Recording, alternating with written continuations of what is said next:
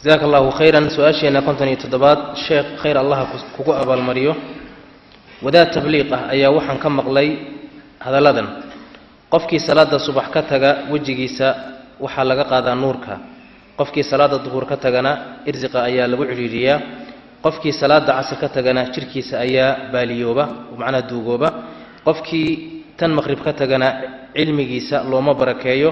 قفكي تن عشاء كتغنا هددا أيا لغا قادا أرنكاس محا كجرا وحديث ما كسو أروري sheekadii tabliiqa way waxa soo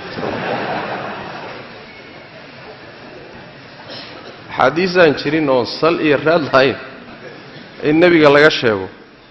waa qasaasiinta iyo dadka qisaska iska jecel waxyaalaha ay sheegaan xadiidkaasi meel ku yaala ma arkin tubta xadiidka in badan baan ka baaray meelaha madaanta laga heli karo laakiin ma arkin wax sheegay